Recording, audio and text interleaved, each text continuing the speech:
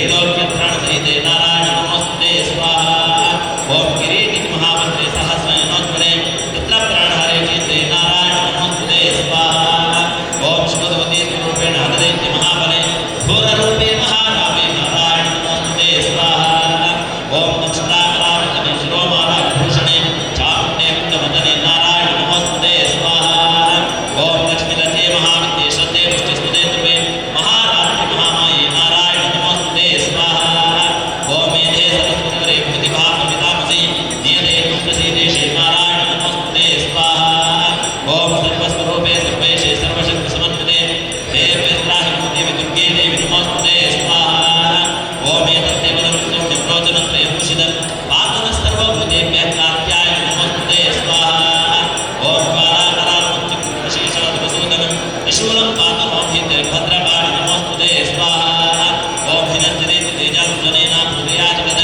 सारण्डा पातुनो देवी पापेभ्यो नस्तदानि स्वाहा ओम असुरासुसामन्यकचितस्ते करोत्परः शुभाय कटुकबौद्धचण्डिके त्वन्नावयं स्वाहा ओम दुर्गाविशेषान्तं चतुष्टादृष्टान् वामां सकलानभीष्टान् वामाश्रितानां निर्मराणां वामाश्रिताभ्यश्रयदां प्रयान्ति स्वाहा ओम एतद्विदुर्नित्यदुर्प्रयात्यादर्पत्युषां देवी महासुरान् रूपेण नैके गोदापतिर्निर्वामियत् करोतिकान्या स्वाहा ओम विद्याशास्त्रेषु विवेकदेवेष्वाद्येष्वाक्येष्टिकात्मन्या महत्त्वजगतेति महान्धकारे विभ्रामयन्त्येति विष्णुं स्वाहा ओम लक्षाद्यद्रोक्षाधनायत्रायोगस्फलान्यत्र दावानवो यत्र दापमन्यत्र तत्तदात्मपरिभास विष्णुं स्वाहा ओम विश्वेश्वरित्वं परिभास विष्णु विश्वात्मकाधारयसि अविष्णु विश्वेषु विद्या भवति भवन्ति विश्वास्याय विविधं प्रास्वाहा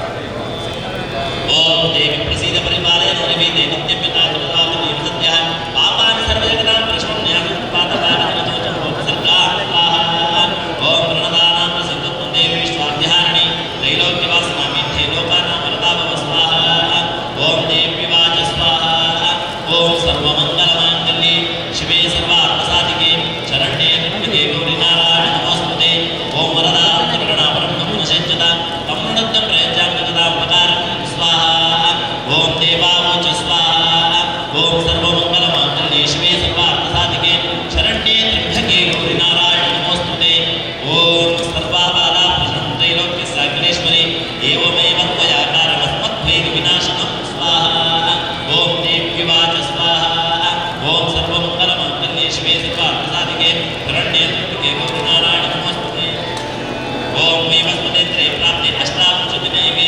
शुम्भोर्शुम्भचेतनोत्पत्स्यते महासुरो स्वाहा ओम नन्दगोपगृहे जाता यशोदा गर्भसम्भवा ततस्तो नाशयिष्यामुद्धातमुपासिनी स्वाहा ओम पुनरप्यदरौद्रेण रूपेण पृथिवीतले अवतीर्य हनिष्यामि प्रदत्तां च दानवां स्वाहा ओम पश्यन्त्यास्तदानन्तरमि प्रदत्तां महासुरान् रक्तादन्ता भविष्यन्ति दाडिवीं समोपमा स्वाहा ओम ततो मां देवता स्वर्गे मध्यलोके जमानमाः स्तवन्तो व्याहरिष्यन्ति प्रत्यदन्तिकां स्वाहा ओम भूयस्तवाश्च कामनां कामनं वसे मुनिविस्तुं तदा भूतो सम्भविष्याम्यो निजा स्वाहा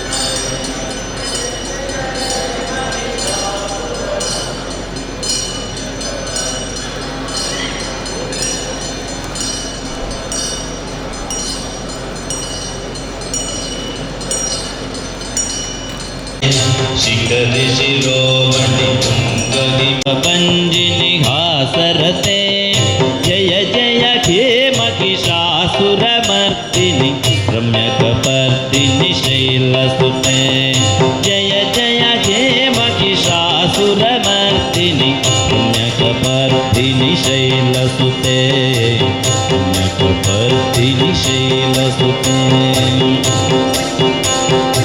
ऐशतकण्डविकण्डितरुण्डवितुण्डितसुण्डगजाधिपते त्रिभुगजगण्डविदारणचण्ड पराक्रमकुण्डमृगाधिपते निजभुजदण्डलिपातितखण्डविपातितमुण्डभटाधिपते जय जय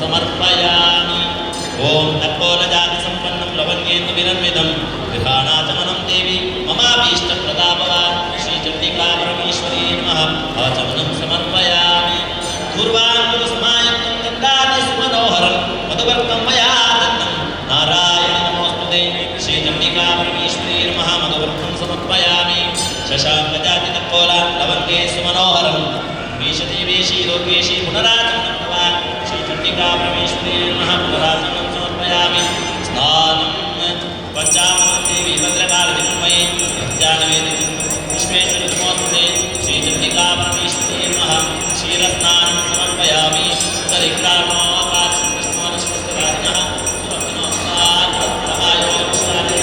श्रीचण्डिकापरमेश्वरी नमः दधिस्नानं समर्पयामि ॐ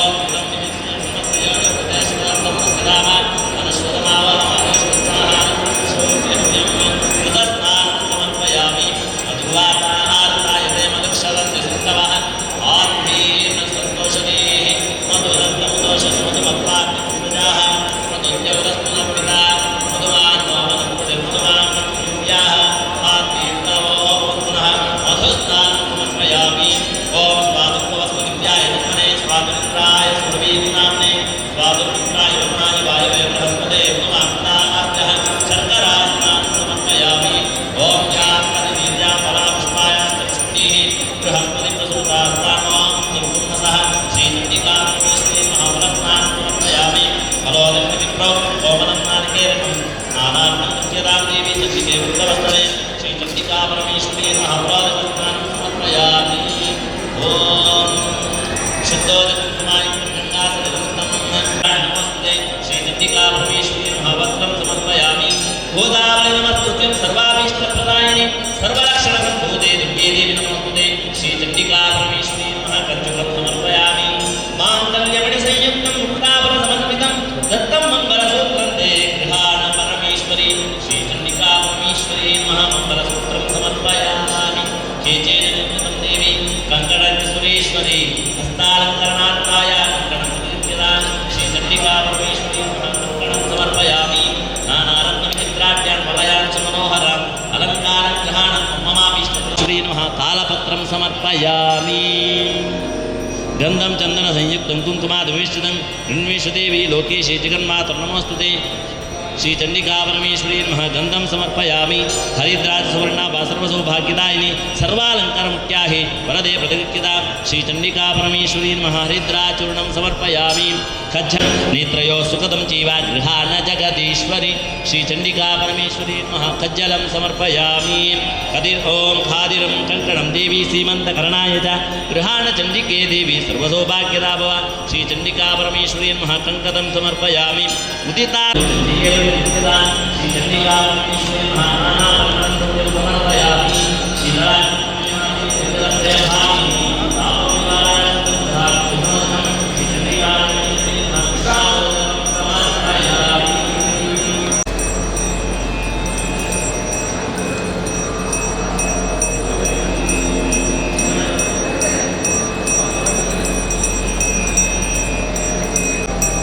ओम चंडिका परमेश्वरी नमः ओम अक्षता देवी ग्रहाण नमस्कार लिंगेश कुमारी दुर्गे नामी शिवपत्नी शिवे देवी शिवोक्तमयामहे द्रोणपुष्पं मया दत्तं ग्रहाण शब्दावा श्री चंडिका परमेश्वरी नमः द्रोणपुष्पं समर्पयामि मल्लिके करवीरिष्ट चंपकेष्ट पुष्पके पूर्णानुगणेष्टैव विद्यमानन्दरूपिणी श्री चंडिका परमेश्वरी नमः नानाविध पुष्पाणि समर्पयामि ओम केतके विष्टकल्लहारे मालती मल्लिका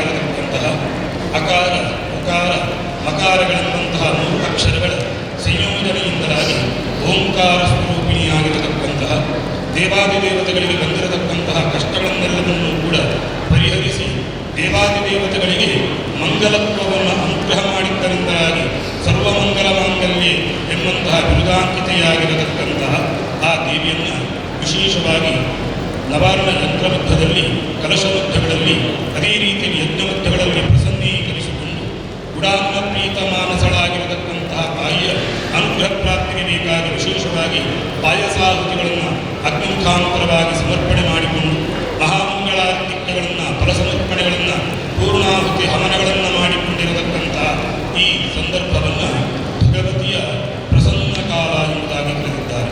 ಅಂತಹ ಪ್ರಸನ್ನ ಕಾಲದಲ್ಲಿ ತಾಯಿಯ ಪಾದಾರವಿಂದಗಳಲ್ಲಿ ಏನನ್ನ ಅರ್ಪಿಸಿದರೂ ಕೂಡ ಅದನ್ನೆಲ್ಲವನ್ನೂ ಕೂಡ ದೇವಿ ನಮ್ಮ ಪಾಲಿಗೆ ಅನುಗ್ರಹ ಮಾಡ್ತಾಳೆ ಎಂಬುದಾಗಿ.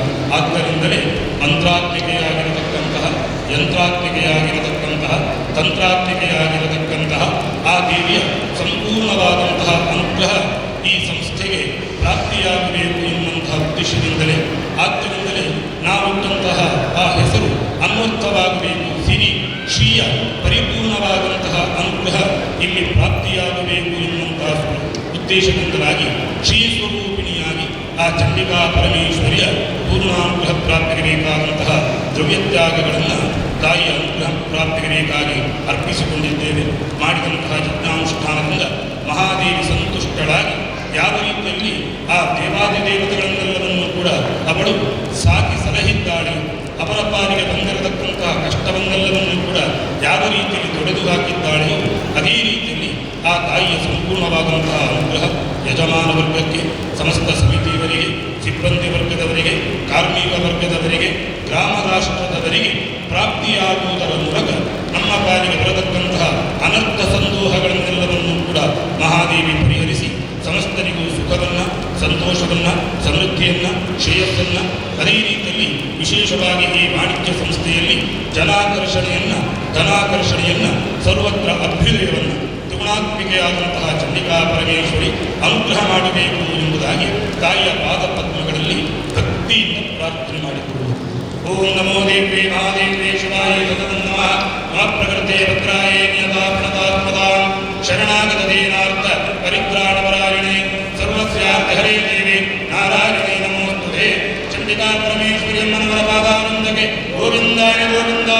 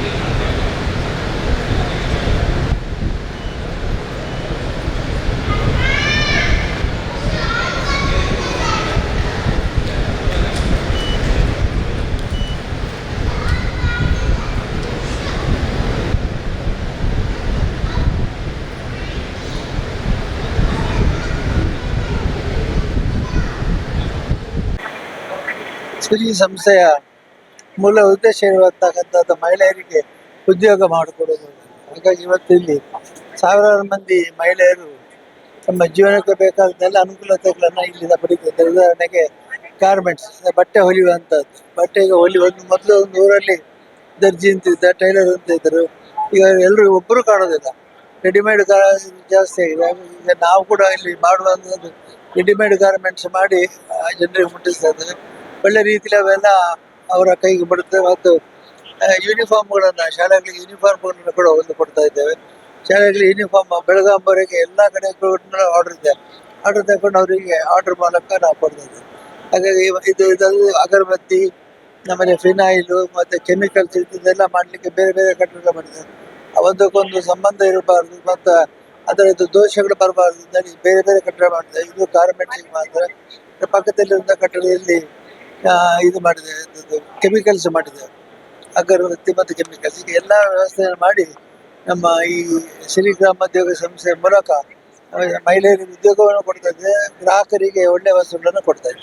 ಇದೀಗ ಇಷ್ಟು ದೊಡ್ಡ ಮಟ್ಟಿಗೆ ಬೆಳವಣಿಗೆ ಆಗಿದೆ, ಇದಕ್ಕೆಲ್ಲ ಯಾರಿಂದ ಮುಖ್ಯ ಕಾರಣ? ಈ ಉದ್ಯೋಗಕ್ಕೆ ಮೊದಲು ನಮ್ಮ ಕಾರ್ಮಿಕರೇ ಕಾರಣ. ಯಾಕಂದ್ರೆ ಅವರು ಗುಣಮಟ್ಟದ ವಸ್ತುಗಳನ್ನು ತಯಾರಿಸ್ತಾ ಇದ್ರೆ ಇದು ಮಾರುಕಟ್ಟೆ ಮತ್ತೆ ಹೋಗ್ಲಿಕ್ಕೆ ಆಗ್ತಾ ಇರಲಿಲ್ಲ. ಹಾಗಾಗಿ ಅದು ಬಹಳ ಮುಖ್ಯವಾಗಿ ಅದು. ಎರಡನೇ ನಮ್ಮ ಜನಾರ್ದನ್ ಅಂತೇಳಿ ನಿವೃತ್ತ ಬ್ಯಾಂಕ್ ಉದ್ಯಮಿಯವರು, ಅವರನ್ನ ನಾವು ಇದಕ್ಕೆ ಮುಖ್ಯಸ್ಥನಾಗಿ ಮಾಡಿದ ಮೇಲೆ ಅವರು ಬಹಳ ಚೆನ್ನಾಗಿ ವೃದ್ಧಿ ಮಾಡಿದ್ದಾರೆ. ಜನಾರ್ದನ್ ಅವರ ನೇತೃತ್ವದಲ್ಲಿ ಮತ್ತು ಸೇರಿ ಚೆನ್ನಾಗಿ ವೃದ್ಧಿ ಮಾಡಿದ್ದಾರೆ. ಹಾಗಾಗಿ ಇದು ದಿನೇ ದಿನೇ ಬೆಳೆಯುತ್ತೆ, ದಿನೇ ದಿನೇ ವೃದ್ಧಿ ಆಗ್ತಾ ಇದೆ. ಇವತ್ತು ಸಿರಿ ಸಂಸ್ಥೆ ಇಷ್ಟು ದೊಡ್ಡ ಮಟ್ಟಿಗೆ ಬೆಳೆದಿದೆ, ದೊಡ್ಡ ಕಟ್ಟಡ ಆಗಿ ಮುಂದೆ ಬರ್ತಾ ಇದೆ. ತುಂಬಾ ಸಾವಿರಾರು ಹಳ್ಳಿಯ ಮಹಿಳೆಯರಿಗೆ ಇದೊಂದು ಜೀವನದ ಅವಕಾಶ ಕೊಟ್ಟಿದೆ, ಉದ್ಯೋಗವನ್ನು ಕೊಟ್ಟಿದೆ. ಇಷ್ಟು ದೊಡ್ಡ ಮಟ್ಟಿಗೆ ಬೆಳವಣಿಗೆ ಆಗಿದೆ, ಇದ್ರ ಬಗ್ಗೆ ನಿಮ್ಮ ಒಂದು ಅಭಿಪ್ರಾಯ? ಬಹಳ ಸಣ್ಣ ಮಟ್ಟದಲ್ಲಿ ಆರಂಭ ಆಗಿತ್ತು. ಕೆಲವು ಮನೆಗಳಲ್ಲಿ ನಾವು ಅವರ ಏನು ಜಗಲಿಯಲ್ಲಿ ಎಲ್ಲ ತಿಂಡಿ ಕಾಯಿಸೋದು, ಅದು ಇದು, ಮತ್ತು ಕೆಲವು ಮನೆಗಳನ್ನು ತಗೊಂಡು ಅಲ್ಲಿ ಹೊಲಿಗೆ ಮಾಡೋದು, ಹೀಗೆ ಬೇರೆ ಬೇರೆ ಹಳ್ಳಿಗಳಲ್ಲಿ ಕೆಲವು ಕೇಂದ್ರಗಳನ್ನು ಮಾಡಿ ಆರಂಭ ಮಾಡಿದ್ವಿ. ಇವತ್ತೆಷ್ಟು ದೊಡ್ಡ ಮಟ್ಟಿಗೆ ಬೆಳೀತದೆ ಅಂದರೆ ನಮಗೆ ಆಶ್ಚರ್ಯ ಆಗ್ತದೆ ನೋಡುವಾಗ, ಮತ್ತು ಸಂತೋಷವೂ ಆಗ್ತದೆ. ಯಾಕೆಂದರೆ ಹಳ್ಳಿಯ ಮಹಿಳೆಯರಿಗೆ ಒಂದು ಉದ್ಯೋಗಕ್ಕೆ ಅವಕಾಶ ಇಂಥ ಗ್ರಾಮೀಣ ಪ್ರದೇಶದಲ್ಲಿ ಸಿಗಬೇಕು ಅಂದರೆ ಇಂಥ ಅವಕಾಶಗಳು ಅವರಿಗೆ ಸಿಗಬೇಕಾಗತ್ತೆ. ಬಹಳ ಶ್ರಮಪಟ್ಟು ಎಲ್ಲರೂ ಕೆಲಸ ಮಾಡ್ತಾರೆ. ಈಗ ಪ್ರಾರ್ಥನೆಯಲ್ಲಿ ಹೇಳಿದ ಹಾಗೆ ಶ್ರದ್ಧೆ ಮತ್ತು ಜ್ಞಾನ ಮತ್ತು ಕ್ರಿಯೆ ಮೂರು ಅಗತ್ಯ. ಮೊದಲು ಎಲ್ಲರಿಗೂ ಶ್ರದ್ಧೆ ಬೇಕು. ಶ್ರದ್ಧೆಯಿಂದ ಈ ಸಂಸ್ಥೆಯನ್ನು ನಾವು ಬೆಳೆಸಿದ್ದೇವೆ. ಅದರ ಬಗ್ಗೆ ಜ್ಞಾನ ಇಲ್ಲಿ ಬಂದಮೇಲೆ ಎಲ್ಲ ಹೆಣ್ಮಕ್ಳು ಎಲ್ಲ ಬೇರೆ ಬೇರೆ ವೆರೈಟಿಯಲ್ಲಿ ಜ್ಞಾನವನ್ನು ಸಂಪಾದಿಸಿಕೊಂಡಿದ್ದಾರೆ ಮತ್ತು ಉದ್ದಿಮೆಯಲ್ಲಿ ತೊಡಗಿಸಿಕೊಂಡು ತಮ್ಮ ಕ್ರಿಯಾಶಕ್ತಿಯನ್ನು ಸಹ ತೋರಿಸ್ತಾ ಇದ್ದಾರೆ. ಇದು ಮುಂದಕ್ಕೆ ಇನ್ನಷ್ಟು ಬೆಳಿಬೇಕು, ಇನ್ನಷ್ಟು ಜನರಿಗೆ ಅವಕಾಶ ಆಗಬೇಕು ಅಂತ ನಾನು ಹೇಳ್ಕೊಡ್ತೀನಿ. ಸಿರಿ ಸಂಸ್ಥೆ ಬಗ್ಗೆ ನಿಮ್ಮ ಒಂದು ಅಭಿಪ್ರಾಯ? ಇಷ್ಟು ದೊಡ್ಡ ಮಟ್ಟಿಗೆ ಬೆಳೆದಿದೆ, ಸಾವಿರಾರು ಸಂಖ್ಯೆಯ ಮಹಿಳೆಯರಿಗೆ ಉದ್ಯೋಗ ಕೊಡ್ತಾ ಇದೆ, ಇದರ ಬಗ್ಗೆ ನಿಮ್ಮ ಒಂದು ಪೂಜ್ಯ ಕಾವಂದ್ರು ಹಾಗೂ ಅಮ್ಮನವರ ಆಸೆ ಯಾವಾಗಲೂ ಮಹಿಳಾ ಸಬಲೀಕರಣದ ಬಗ್ಗೆ ಬಹಳ ಅದಕ್ಕೆ ಪ್ರಾಮುಖ್ಯತೆ ಕೊಡ್ತಾರೆ. ಇಂಥ ಗ್ರಾಮೀಣ ಪ್ರದೇಶದಲ್ಲಿ ಅಷ್ಟೊಂದು ಜನ ಮಹಿಳೆಯರಿಗೆ ಅವರ ಕಾಲ ಮೇಲೆ ಅವರು ನಿಲ್ಲುವ ಶಕ್ತಿ, ಸಾಮರ್ಥ್ಯ ಅವರು ನೀಡ್ತಾ ಇರೋದನ್ನೋದು ತುಂಬ ಖುಷಿ. ಸಿರಿ ಸಂಸ್ಥೆ ದೊಡ್ಡದಾಗಿ ಬೆಳೀಲಿ, ಅದಕ್ಕೆ ಜನಾರ್ದನ್ ಅಂತ ನಾಯಕರು ಸಿಕ್ಕಿದ್ದಾರೆ, ಕಾವಂದ್ರ ಆಶೀರ್ವಾದ ಇದೆ, ಅಮ್ಮನ ಪ್ರೀತಿ ಇದೆ, ಅದರಲ್ಲಿ ದೇವರ ಅನುಗ್ರಹ ಇದೆ. ಹಾಗಾಗಿ ಸಿರಿ ಸಂಸ್ಥೆ ಇನ್ನೂ ತುಂಬ ದೊಡ್ಡದಾಗಿ ಬೆಳೀತದೆ. ಎಲ್ರಿಗೂ ಒಳ್ಳೇದಾಗ್ಲಿ ಅಂತ ಹಾರೈಸ್ತೇನೆ. ಮತ್ತು ಸಿರಿ ಸಂಸ್ಥೆ ಇಷ್ಟು ದೊಡ್ಡದಾಗಿ ಬೆಳೆದಿದೆ.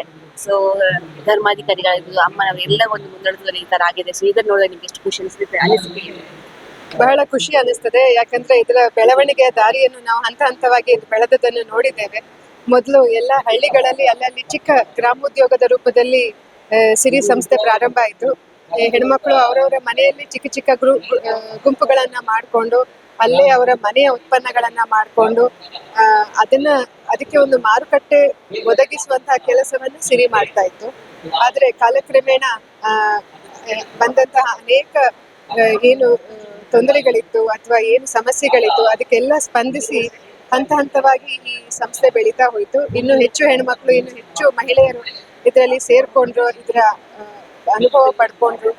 ಈಗ ಕೊನೆಯದಾಗಿ ಇಷ್ಟು ದೊಡ್ಡ ಸುಂದರವಾದ ಸಂಸ್ಥೆಯಲ್ಲಿ ರೂಪುಗೊಂಡಿದೆ. ಬಹಳಷ್ಟು ಮಹಿಳೆಯರಿಗೆ ಇಲ್ಲಿ ಕೆಲಸದ ಅವಕಾಶ ಇದೆ, ಅವರಿಗೆ ತಮ್ಮ ಕೌಶಲ್ಯವನ್ನು ಅಭಿವೃದ್ಧಿಸಿಕೊಳ್ಳುವಂತಹ ಒಂದು ಅವಕಾಶ ಇದೆ. ಹಾಗಾಗಿ ಬಹಳ ಖುಷಿ ಅನಿಸ್ತಾ ಇದೆ. ಈಗಿನ ಕಾಲಘಟ್ಟದಲ್ಲಿ ಮಹಿಳಾ ಸಬಲೀಕರಣ ಎಷ್ಟು ಅಗತ್ಯ? ಮಹಿಳಾ ಸಬಲೀಕರಣ ಅಂತ ಹೇಳುವಂಥದ್ದು ಅಗತ್ಯ ಇದೆ. ಏನಾಗ್ತಾ ಇತ್ತು ಅಂತಂದ್ರೆ, ನಾನು ಯಾವಾಗ್ಲೂ ಹೇಳ್ತೇನೆ, ಹೆಣ್ಮಕ್ಳು ಕೆಲಸಕ್ಕೆ ಹೆದರುವವರಲ್ಲ.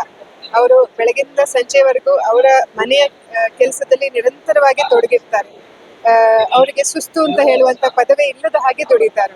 ಆದ್ರೆ ಆ ದುಡಿತಕ್ಕೆ ಎಲ್ಲಾದ್ರೂ ಒಂದು ಬೆಲೆ ಬೇಕು, ಅದನ್ನ ಗುರುತಿಸುವವರು ಬೇಕು, ಅದಕ್ಕೆ ಅವರಿಗೆ ತಕ್ಕ ಪ್ರತಿಫಲ ಸಿಗುವಂತ ಒಂದು ವ್ಯವಸ್ಥೆ ಬೇಕು. ನಮಗೆ ಬರೀ ಮನೆ ಕೆಲಸದಲ್ಲಿ ತನ್ನ ಕಾಲ ಕಳೆಯುವಂತಾಗಬಾರ್ದು ಅಂತ ಹೇಳಿ ಈ ಸಂಸ್ಥೆಯಲ್ಲಿ ಅವರಿಗೆ ತಮ್ಮ ದುಡಿಮೆಗೆ ಬೇಕಾದಂತಹ ಎಲ್ಲ ಸವಲತ್ತುಗಳಿದೆ, ಅವಕಾಶ ಇದೆ. ಅದರ ಜೊತೆಗೆ ಅವರ ಸ್ಕಿಲ್ ಡೆವಲಪ್ಮೆಂಟ್ ಅಂತ ಏನ್ ಹೇಳ್ತೀವಿ, ಅವರ ಕೌಶಲ್ಯವನ್ನು ಅಭಿವೃದ್ಧಿಗೊಳಿಸುವಂತ ಒಂದು ಅವಕಾಶ ಇದೆ.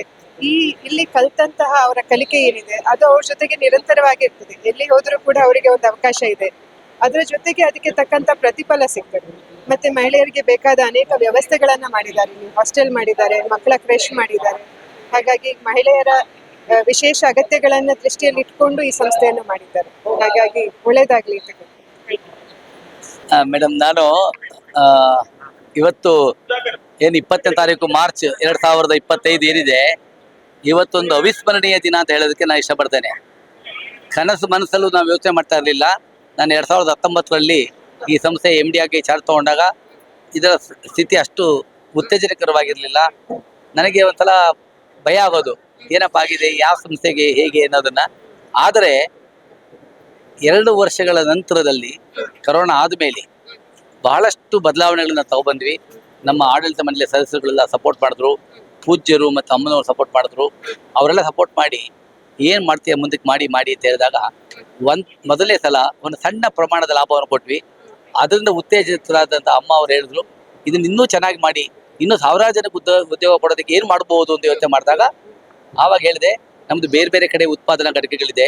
ಆ ಎಲ್ಲ ಉತ್ಪಾದನಾ ಘಟಕಗಳು ನಮ್ಮನ್ನು ಮಾನಿಟರ್ ಮಾಡೋಕ್ಕೆ ಕಷ್ಟ ಆಗ್ತಾ ಇರುತ್ತೆ. ಹಾಗಾಗಿ ಅದನ್ನೆಲ್ಲ ಒಂದೇ ರೂಫಲ್ಲಿ ತಗೊಬಂದರೆ ಮಾನಿಟರಿಂಗ್ ಈಸಿ, ಕ್ವಾಲಿಟಿ ಕಂಟ್ರೋಲ್ ಮಾಡ್ಬೋದು, ಒಂದು ಒಳ್ಳೆಯ ರೀತಿಯಲ್ಲಿ ಅದನ್ನು ಜನರಿಗೂ ತೋರಿಸ್ಬೋದು ಅಂತ ಹೇಳಿದಾಗ ಒಂದು 7 ಎಕರೆ ಜಮೀನು ತೊಗೊಂಡ್ವಿ. ಆಮೇಲೆ ಒಂದು 1,53,000 ಸ್ಕ್ವೇರ್ ಫೀಟಿನ ಬಿಲ್ಡಿಂಗ್ ಕಟ್ಟಿದ್ದೇವೆ. ಸುಮಾರು 70 ಕೋಟಿಯಷ್ಟು ಬಂಡವಾಳವನ್ನು ಪೂಜ್ಯರು ಮತ್ತು ಅಮ್ಮನವರು ಈ ಸಂಸ್ಥೆಗೆ ಅಭಿವೃದ್ಧಿಗೋಸ್ಕರವಾಗಿ ಇಷ್ಟೆಲ್ಲ ಹಾಕಿ ಇಂಥ ಸುಂದರವಾದ ಸುಸಜ್ಜಿತವಾದಂತಹ ಎಲ್ಲ ಆಧುನಿಕ ಯಂತ್ರೋಪಕರಣಗಳನ್ನು ಹಾಕೊಂಡಿರ್ತಕ್ಕಂತಹ ಮಿಷನ್ಗಳ ಜೊತೆಗೆ ಎಲ್ಲವನ್ನ ರೆಡಿ ಮಾಡಿಕೊಟ್ಟಿದ್ದಾರೆ. ಇನ್ನು ಕೆಲವೇ ದಿನಗಳಲ್ಲಿ ನಾವು ಈ ಹೊಸ ಬಿಲ್ಡಿಂಗ್ನಲ್ಲಿ ಕಾರ್ಯ ಆರಂಭ ಮಾಡ್ತೇವೆ. ಇದಕ್ಕೆ ಸಹಕರಿಸಿದಂಥ ಪೂಜ್ಯರಿಗೆ, ಅಮ್ಮನವರಿಗೆ, ಅವರ ಕುಟುಂಬದವರಿಗೆ, ನಮ್ಮ ಎಲ್ಲ ಸಿರಿ ಸಿಬ್ಬಂದಿಗಳು, ನಾನು ಮುಖ್ಯವಾಗಿ ಪ್ರತಿ ಸಲ ಹೇಳ್ತೀನಿ, ನಮ್ಮ ಆಸ್ತಿ ನಮ್ಮ ಸಿರಿ ಸಿಬ್ಬಂದಿಗಳು, ನಮ್ಮ ಆಡಳಿತ ಮಂಡಳಿ ಸದಸ್ಯರುಗಳು, ಅವರುಗಳಿಗೂ ಬಂದಾಗ ನಮ್ಗೆ ಬಹಳ ಅನುಕೂಲ ಆಗುತ್ತೆ. 7 ಎಕರೆ ಜಾಗದಲ್ಲಿ 1,53,000 ಸ್ಕ್ವೇರ್ ಫೀಟ್ ಬಿಲ್ಡಿಂಗ್ ಇದೆ. ನಾನು ಇದನ್ನೆಲ್ಲ ಮುಂದಿನ ದಿನಗಳಲ್ಲಿ ನಿಮ್ಗೆ ಇನ್ನೂ ಸವಿಸ್ತಾರವಾಗಿ ಹೇಳ್ತೇನೆ, ಆಯ್ತಾ? ಬಹಳ ಒಳ್ಳೇದಾಗ್ಲಿ. ನಿಮ್ಮಿಂದ ಇನ್ನೂ ಹೆಚ್ಚು ಪ್ರಚಾರಗಳು ಸಿಗ್ಬೇಕು ನಮಗೆ. ಧನ್ಯವಾದ. ಓಂ ಶ್ರೀ ಮಂಜುನಾಥ. ಪೂಜ್ಯ ಕಾವಂದರು ಮಾತೃಶ್ರೀ ಅಮ್ಮನವರ ಧೀಮಂತ ಚಿಂತನೆಯಿಂದ ಶ್ರೀ ಕ್ಷೇತ್ರ ಧರ್ಮಸ್ಥಳ ಗ್ರಾಮಾಭಿವೃದ್ಧಿ ಯೋಜನೆ 1983ರಲ್ಲಿ ಪ್ರಾರಂಭಗೊಂಡಿತು. ಅನೇಕ ಆಯಾಮಗಳಲ್ಲಿ ಗ್ರಾಮೀಣ ಅಭಿವೃದ್ಧಿ, ಮಹಿಳಾ ಸಬಲೀಕರಣ, ರೈತರ ಸಬಲೀಕರಣಕ್ಕಾಗಿ ಆ ಸಂಸ್ಥೆ ಬಹಳಷ್ಟು ಸೇವೆಗಳನ್ನ ಪೂಜ್ಯರ ಮಾರ್ಗದರ್ಶನ ಮಾಡ್ಕೊಂಡು ಬಂದಿರತಕ್ಕಂಥದ್ದು. ನಂತರದ ದಿನಗಳಲ್ಲಿ ನಮ್ಮ ಸ್ವಸಹಾಯ ಸಂಘದ ಮಹಿಳೆಯರು ಕೆಲವೊಂದು ಉತ್ಪನ್ನಗಳನ್ನು ಉತ್ಪಾದಿಸ್ಲಿಕ್ಕೆ ಅವರಿಗೆ ಪ್ರೇರಣೆ, ತರಬೇತಿಗಳನ್ನ ಯೋಜನೆ ನೀಡಲಾಯಿತು. ಮಾತೃಶ್ರೀ ಅಮ್ಮನವರು ಮಹಿಳೆಯರು ಗ್ರಾಮೀಣ ಪ್ರದೇಶದಲ್ಲಿ ಸ್ವಉದ್ಯೋಗಗಳನ್ನ ಮಾಡಬೇಕು, ಅವರಲ್ಲಿ ಅನೇಕ ಕಲೆಗಳು ಇರುತ್ತೆ. ಆ ದೃಷ್ಟಿಕೋನದಲ್ಲಿ ಜ್ಞಾನ ವಿಕಾಸ ಕಾರ್ಯಕ್ರಮವನ್ನು ಪ್ರಾರಂಭ ಮಾಡಿದ್ರು. ಈ ಎಲ್ಲ ಕಾರ್ಯಕ್ರಮಗಳ ಒಂದು ಫಲಶ್ರುತಿಯಾಗಿ ಮಹಿಳೆಯರಲ್ಲಿ ಒಂದಿಷ್ಟು ಗ್ರಾಮೀಣ ಉತ್ಪನ್ನಗಳನ್ನ ತಯಾರಿಸ್ತಕ್ಕಂತಹ ಒಂದು ಪರಿಕಲ್ಪನೆ ಬಂತು. ಅದನ್ನು ಪ್ರಾರಂಭಿಸಿದ್ರು. ಗ್ರಾಮೀಣ ಉತ್ಪನ್ನಗಳು ಪ್ರಾರಂಭಗೊಂಡು, ಆದರೆ ಸರಿಯಾದ ಮಾರುಕಟ್ಟೆ ವ್ಯವಸ್ಥೆ ಆ ಸಂದರ್ಭದಲ್ಲಿ ಇರಲಿಲ್ಲ. ಸೊ ಅವರಿಗೆ ನಂತರ ಮಾರುಕಟ್ಟೆ ವ್ಯವಸ್ಥೆಯನ್ನು, ಆ ಒಂದು ಕೌಶಲ್ಯತೆಯನ್ನು ಬೆಳೆಸ್ಕೊಳ್ಬೇಕು, ಅದಕ್ಕೆ ಅವಕಾಶ ಮಾಡಿಕೊಡ್ಬೇಕನ್ನೋ ದೃಷ್ಟಿಕೋನದಲ್ಲಿ ಪೂಜ್ಯರು ಈ ಸಿರಿ ಸಂಸ್ಥೆಯನ್ನ ಪ್ರಾರಂಭಿಸಿದರು. ನಮ್ಮ ಗ್ರಾಮಾಭಿವೃದ್ಧಿ ಯೋಜನೆಯ ಒಂದು ವಿಭಾಗವಾಗಿ ಪ್ರಾರಂಭದಲ್ಲಿ ಸಿರಿ ಸಂಸ್ಥೆ ಕಾರ್ಯನಿರ್ವಹಿಸ್ತಾ ಇತ್ತು. ಆ ಸಿರಿ ಸಂಸ್ಥೆ ಮಹಿಳೆಯರು ತಮ್ಮ ತಮ್ಮ ಮನೆಯಲ್ಲಿ ಉತ್ಪಾದಿಸಿದ ಉತ್ಪನ್ನಗಳನ್ನ, ಉದ್ಬತ್ತಿ ಹಾಗೂ ಹಪ್ಪಳ, ಸಂಡಿಗೆ, ಉಪ್ಪಿನಕಾಯಿ ಪ್ರಾರಂಭದಲ್ಲಿ ಮಾಡಿರ್ತಕ್ಕಂಥ ಉತ್ಪನ್ನಗಳನ್ನ ಮಾರುಕಟ್ಟೆ ರೂಪದಲ್ಲಿ ಒದಗಿಸ್ತಕ್ಕಂಥ ವ್ಯವಸ್ಥೆ ಮಾಡಿಕೊಟ್ಟಿತ್ತು. ನಂತರ ಅದರ ಒಂದು ಬೇಡಿಕೆಗಳು ಹೆಚ್ಚಾದಾಗ ಇತರೆ ಉತ್ಪನ್ನಗಳಿಗೂ ಅವಕಾಶ ಮಾಡಿಕೊಟ್ಟது. ಆ ಸಂದರ್ಭದಲ್ಲಿ ಒಂದು ಪ್ರತ್ಯೇಕ ಯೂನಿಟ್ ಅನ್ನು ನಾವು ಲಾಯ್ಲದಲ್ಲಿ ಮಾಡಿ ಅಲ್ಲಿ ಮಹಿಳಾ ಸಿಬ್ಬಂದಿಗಳನ್ನ ನೇಮಕ ಮಾಡಿಕೊಂಡು ಅವರಿಗೆ ಅಲ್ಲಿ ಕೆಲಸ ಮಾಡ್ತಕ್ಕಂಥ ವ್ಯವಸ್ಥೆಯನ್ನು ಮಾಡಿದ್ದು. ಸಿರಿಯ ಉತ್ಪನ್ನ ಉನ್ನತ ಗುಣಮಟ್ಟದ ಇರ್ತಕ್ಕಂಥದ್ದು. ಬಹಳ ಮುಖ್ಯವಾಗಿ ಇದು ನಾಟ್ ಫಾರ್ ಪ್ರಾಫಿಟ್. ಪೂಜ್ಯರ ಯಾವುದೇ ಸಂಸ್ಥೆ ಇದ್ರೂ ಅದು ಕಮರ್ಷಿಯಲ್ ಅಲ್ಲ, ಲಾಭದಾಯಕಕ್ಕಲ್ಲ, ಎಲ್ಲವನ್ನು ಸಮಾಜಕ್ಕೆ ಅರ್ಪಿಸ್ತಕ್ಕಂಥ ರೀತಿಯಲ್ಲಿ ಎಲ್ಲ ಸಂಸ್ಥೆಗಳನ್ನು ಪೂಜ್ಯರು ಸ್ಥಾಪಿಸಿದ್ದಾರೆ. ಅದು ಗ್ರಾಮಾಭಿವೃದ್ಧಿ ಯೋಜನೆ ಇರ್ಬೋದು, ಶಿಕ್ಷಣ ಸಂಸ್ಥೆ ಇರ್ಬೋದು, ನಮ್ಮ ಸಿರಿ ಸಂಸ್ಥೆ ಕೂಡ ಇರ್ಬೋದು. ಸಿರಿ ಕೂಡ ಒಂದು ಲಾಭದಾಯಕ ಉದ್ದೇಶವನ್ನ ಹೊಂದಿಲ್ಲದೆ, ಅಂದ್ರೆ ನಾಟ್ ಫಾರ್ ಪ್ರಾಫಿಟ್ ಇನ್ಸ್ಟಿಟ್ಯೂಷನ್ ಆಗಿದೆ. ಈ ಒಂದು ಸಂಸ್ಥೆ ಬೇಡಿಕೆಯು ಕೂಡ ಒಳ್ಳೆಯದಿತ್ತು, ಉತ್ಪನ್ನಗಳಿಗೂ ಬೇಡಿಕೆ ಇತ್ತು, ಈ ಒಂದು ಕಾನ್ಸೆಪ್ಟಿಗೂ ಬೇಡಿಕೆ ಇತ್ತು. ಹಾಗಾಗಿ ಇದನ್ನು ದೊಡ್ಡ ಪ್ರಮಾಣದಲ್ಲಿ ಮಾಡಬೇಕನ್ನೋದು ಪೂಜ್ಯರ ಅಮ್ಮನವರ ಕನಸಾಗಿತ್ತು. ಈ ಒಂದು ಪ್ರದೇಶದಲ್ಲಿ ಇಷ್ಟು ದೊಡ್ಡ ಒಂದು ಇಂಡಸ್ಟ್ರಿಯಲ್ ಪಾರ್ಕ್ ಅನ್ನ ಮಾಡಿ ಸಾವಿರಾರು ಮಹಿಳೆಯರಿಗೆ ಉದ್ಯೋಗ ಕೊಡಬೇಕು, ಅವರು ಉತ್ಪಾದಿಸಿದ ಉತ್ಪನ್ನಗಳಿಗೆ ಒಳ್ಳೆಯ ಮಾರುಕಟ್ಟೆ ವ್ಯವಸ್ಥೆಯನ್ನು ಒದಗಿಸ್ಬೇಕಂತ ಮಾತೃಶ್ರೀ ಹೇಮಾವತಿ ಅಮ್ಮನವರು ಬಹಳ ದೊಡ್ಡ ಕನಸನ್ನ ಕಂಡುಕೊಟ್ಟಿದ್ರು. ಆ ಕನಸನ್ನ ಇವತ್ತು ನನಸು ಮಾಡಿದವರು ಪೂಜ್ಯ ಕಾವಂದ್ರು. ಇವತ್ತು ಇಷ್ಟು ವಿಸ್ತೃತವಾದ ಒಂದು ಸುಮಾರು 1,75,000 ಸ್ಕ್ವೇರ್ ಫೀಟ್ ನ ಒಂದು ದೊಡ್ಡ ಇಂಡಸ್ಟ್ರಿಯಲ್ ಪಾರ್ಕ್ ಅನ್ನು ನೀವು ನೋಡಿದ್ರಿ. ಇಡೀ ನಮ್ಮ ದಕ್ಷಿಣ ಕನ್ನಡದಲ್ಲೇ ಉಡುಪಿ, ಅವಳಿ ಜಿಲ್ಲೆಗಳಲ್ಲೂ ಕೂಡ ಇಷ್ಟು ಸುಸಜ್ಜಿತವಾದ ವಿಸ್ತೃತವಾದ ಒಂದು ಇಂಡಸ್ಟ್ರಿಯಲ್ ಪಾರ್ಕ್ ಇಲ್ಲ. ಇದು ಒಂದು ಬಹಳ ಹೆಮ್ಮೆಯ ವಿಚಾರ. ಇಲ್ಲಿ ಸುಮಾರು 1,000 ಮಹಿಳಾ ಸಿಬ್ಬಂದಿಗಳು, 1,000 ಸಿಬ್ಬಂದಿಗಳು ಕಾರ್ಯನಿರ್ವಹಿಸತಕ್ಕಂಥ ಒಂದು ಅವಕಾಶ ಇದೆ. ಇಲ್ಲಿ ಹೆಚ್ಚಿನವರಾಗಿ ನಮ್ಮ ಬೆಳ್ತಂಗಡಿಯ ಜನರಿಗೆ ಇಲ್ಲಿ ಒಂದು ಒಳ್ಳೆಯ ಉದ್ಯೋಗ ಅವಕಾಶವೂ ಕೂಡ ಸಿಗುತ್ತೆ. ನಮ್ಮ ಧರ್ಮಸ್ಥಳದ ಗ್ರಾಮಾಭಿವೃದ್ಧಿ ಯೋಜನೆಯು ಕೂಡ ಈ ಎಲ್ಲ ವ್ಯವಸ್ಥೆಗಳಿಗೆ ಬೆನ್ನೆಲುಬಾಗಿ ಪೂಜ್ಯರ ಮಾರ್ಗದರ್ಶನ ನೀಡ್ತಾ ಇದೆ. ಸಿರಿ ಸಿಬ್ಬಂದಿಗಳು ಬಹಳ ಸೂಕ್ಷ್ಮವಾಗಿ ಎಲ್ಲ ಮಾರುಕಟ್ಟೆ ವ್ಯವಸ್ಥೆಗಳನ್ನ ನೋಡಿಕೊಂಡು ಈ ಉತ್ಪನ್ನಗಳಿಗೆ ಒಳ್ಳೆಯ ಮಾರುಕಟ್ಟೆ ವ್ಯವಸ್ಥೆಯನ್ನು ಒದಗಿಸ್ತಿದ್ದಾರೆ. ಇದು ಒಂದು ಹೊಸ ಆಯಾಮವನ್ನು ನೀಡಿದೆ, ಅಂದ್ರೆ ಮಹಿಳಾ ಸಬಲೀಕರಣಕ್ಕೆ ಇದೊಂದು ಹೊಸ ಆಯಾಮವನ್ನು ನೀಡಿದೆ. ಮಾತೃಶ್ರೀ ಹೇಮಾವತಿ ಅಮ್ಮನವರು ಜ್ಞಾನ ವಿಕಾಸದ ಮೂಲಕ ಬಹಳಷ್ಟು ಮಹಿಳೆಯರಿಗೆ ಸ್ವಉದ್ಯೋಗಗಳ ತರಬೇತಿಯನ್ನು ನೀಡಿ ಅವರು ಅಲ್ಲಲ್ಲಿ ಸ್ವಉದ್ಯೋಗಗಳನ್ನ ಕೈಗೊಳ್ಳುವ ಹಾಗೆ ಮಾಡಿದ್ದಾರೆ. ಈ ಮಾರುಕಟ್ಟೆಯ ವ್ಯವಸ್ಥೆಯನ್ನು, ಕೌಶಲ್ಯತೆಯನ್ನು ಬೆಳೆಸ್ತಕ್ಕಂಥ ನಿಟ್ಟಿನಲ್ಲಿ ಸಿರಿ ಬಹಳ ಅದ್ಭುತವಾಗಿ ಕೆಲಸ ಮಾಡ್ತಾ ಇದೆ. ನಮ್ಮ ಚಲನಚಿತ್ರ ನಟ ಅರವಿಂದ್ ರಮೇಶ್ ರವರು ಬ್ರ್ಯಾಂಡ್ ಅಂಬಾಸಿಡರ್ ಆಗಿದ್ದಾರೆ. ಇವತ್ತು ಸಿರಿ ಉತ್ಪನ್ನಗಳು ರಾಜ್ಯಾದ್ಯಂತ ತಲುಪ್ತಾ ಇದೆ. ಇದಕ್ಕೆ ಬಹಳ ದೊಡ್ಡ ವಿಸ್ತೃತವಾದ ಒಂದು ಸಪ್ಲೈ ಚೈನ್ ಅನ್ನು ಕೂಡ ನಾವು ಮಾಡಿರ್ತೇವೆ. ಮಿಲೆಟ್ ಪ್ರಾಡಕ್ಟ್ಸ್ಗಳು ಬಹಳ ನೀವು ಕೇಳಿರ್ಬೋದು. ಇವತ್ತು ಮಿಲೆಟ್ ಭಾರತ ದೇಶದ ಒಂದು ದೊಡ್ಡ ಕೊಡುಗೆ. ಹಿಂದೆ ಬಡವರ ಆಹಾರವಾಗಿದ್ದ ಧಾನ್ಯಗಳು ಇವತ್ತು ಶ್ರೀಮಂತರ ಒಂದು ಔಷಧಿಯುಕ್ತ ಆಹಾರವಾಗಿದೆ. ಯಾಕಂದ್ರೆ ಅವರ ಆಹಾರದಲ್ಲಿ, ಜೀವನ ಶೈಲಿಯಲ್ಲಿ ಬದಲಾವಣೆ ಆಗಿದ್ದರಿಂದ ಅನೇಕ ರೋಗಗಳಿಗೆ ಅವರು ತುತ್ತಾಗುವ ಸಾಧ್ಯತೆಗಳು ತಪ್ಪಿಸೋದಕ್ಕೋಸ್ಕರ ಈ ಸಿರಿ ಮಿಲೆಟ್ ಅನ್ನು ಅವರು ಯೂಸ್ ಮಾಡ್ತಾ ಇದ್ದಾರೆ. ಸಿರಿ ಮಿಲೆಟ್ ಅಲ್ಲೂ ಹೊಸ ಹೊಸ ಆಯಾಮಗಳನ್ನ, ಹೊಸ ಹೊಸ ಪ್ರಾಡಕ್ಟ್ಗಳನ್ನ ತಂದಿರ್ತಕ್ಕಂಥದ್ದು. ಧಾರವಾಡದಲ್ಲೂ ಕೂಡ ಪ್ರತ್ಯೇಕ ಯೂನಿಟ್ ಇದೆ. ಈ ಎಲ್ಲ ಉತ್ಪನ್ನಗಳು ಬಹಳ ಕೈಗೆಟುಕುವ ದರದಲ್ಲಿ, ಯಾಕಂದ್ರೆ ಇದು ಲಾಭದಾಯಕ ಉದ್ದೇಶವನ್ನು ಹೊಂದಿಲ್ಲದೆ ಇರೋದ್ರಿಂದ ಅತಿ ಕಡಿಮೆ ದರದಲ್ಲಿ ಉತ್ಕೃಷ್ಟವಾದ ಗುಣಮಟ್ಟದ ಉತ್ಪನ್ನಗಳನ್ನ ಗ್ರಾಹಕರಿಗೆ ಸಿಗುವಂತೆ ಮಾಡ್ತಾ ಇದ್ದಾರೆ. ಸಿರಿ ಸಂಸ್ಥೆಗೆ ಅಭಿನಂದನೆ ಕೂಡ ಈ ಸಂದರ್ಭದಲ್ಲಿ ಸಲ್ಲಿಸ್ತಾ ಇದ್ದಾರೆ. ದೊಡ್ಡ ಮಟ್ಟದ ಕಟ್ಟಡ ಆಗಿದೆ, ಅಂದ್ರೆ ಬಿಲ್ಡಿಂಗ್ ಆಗಿದೆ. ಬೇರೆ ಏನಾದ್ರು ಹೊಸದಾಗಿ ಏನೋ ಸೇರ್ಪಡೆ ಆಗಿದೆ ಇದಕ್ಕೆ? ಒಂದು ಯಾವ್ದಾದ್ರು ಉತ್ಪನ್ನ ಇರ್ಬೋದು, ಯಾವ್ದಾದ್ರು ಕೆಲಸ ಸೇರ್ಪಡೆ ಆಗಿದೆ? ಹಿಂದಿನ ಎಲ್ಲ ಉತ್ಪಾದಕ ಘಟಕಗಳನ್ನ ಬಹಳ ಹಿಂದೆ ಪ್ರಾರಂಭಿಸಿದ್ದು, ಅದಕ್ಕೆ ಬೇಕಾಗಿರ್ತಕ್ಕಂಥ ನಿಯಮದ ಪ್ರಕಾರ ಮಾಡ್ತಾ ಇದ್ರು. ಬಟ್ ಈಗ ಮಾಡ್ತಕ್ಕಂಥ ಎಲ್ಲ ಮಿಷನರಿಗಳನ್ನ ಹೊಸದಾಗಿ, ಹಾಗಾಗಿ ಅತ್ಯಾಧುನಿಕ ತಂತ್ರಜ್ಞಾನದಿಂದಲೇ ಎಲ್ಲ ವ್ಯವಸ್ಥೆಗಳನ್ನ ಮಾಡಿದ್ದೇವೆ. ನೀವು ಒಂದು ಕ್ಯಾಂಪಸ್ ಒಳಗೆ ನೀವು ಹೋದ್ರೆ ನಿಮ್ಗೆ ಗೊತ್ತಾಗುತ್ತೆ, ಎಲ್ಲಾ ರಿಕ್ವೈರ್ಮೆಂಟ್ಗಳನ್ನ ಫುಲ್ಫಿಲ್ ಮಾಡಿದ್ದಾರೆ. ಅದು ನಮ್ಮ ರೆಗ್ಯುಲೇಟರ್, ನಿಯಂತ್ರಕ ಸಂಸ್ಥೆಗಳು, ಫುಡ್ ಸೇಫ್ಟಿಯ ಒಂದು ಗೈಡ್ಲೈನ್ಸ್ಗಳನ್ನ, ಆ ಎಲ್ಲ ವಿಚಾರಗಳನ್ನ ನಾವು ಮಾಡಿರ್ತಕ್ಕಂಥದ್ದು. ಬಹಳ ಅತ್ಯಾಧುನಿಕ ತಂತ್ರಜ್ಞಾನ ಮಾಡಿರೋದ್ರಿಂದ ಉತ್ಕೃಷ್ಟವಾದ ಉತ್ಪನ್ನಗಳು ಬರುತ್ತೆ. ಪ್ರತಿಯೊಂದು ಮೆಷಿನ್ ತಂತ್ರಜ್ಞಾನವಿದೆ. ನಮ್ಮ ಟೆಕ್ಸ್ಟೈಲು, ರೆಕ್ಸಿನ್ನು, ಈ ತಂತ್ರಜ್ಞಾನಗಳು ಬಹಳಷ್ಟು ವಿನೂತನವಾಗಿದೆ.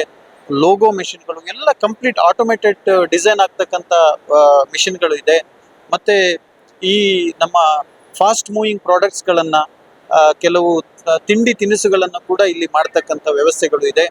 ಆಮೇಲೆ ಕೋಕಮ್ ಜ್ಯೂಸ್ಗಳನ್ನ ಇರ್ಬೋದು, ಫಿನೈಲ್ ಘಟಕಗಳು, ಅಗರಬತ್ತಿ ಘಟಕಗಳನ್ನ ಅದೆಲ್ಲ ಪ್ರತ್ಯೇಕವಾಗಿ ಮಾಡಿದ್ರೆ ABC ಬ್ಲಾಕ್ಗಳನ್ನ ನೀವು ನೋಡಿರ್ಬೋದು. ಆ ಎಲ್ಲ ಸೇಫ್ಟಿ ಸೆಕ್ಯೂರಿಟಿಯನ್ನು ನೋಡಿ ಉತ್ಕೃಷ್ಟವಾದ ಒಂದು ಗುಣಮಟ್ಟದ ಉತ್ಪನ್ನವನ್ನು ಕೊಡ್ಬೇಕಂತೇಳಿ ಅತ್ಯಾಧುನಿಕ ತಂತ್ರಜ್ಞಾನದಿಂದ ಮಾಡ್ತಾ ಇದ್ದಾರೆ.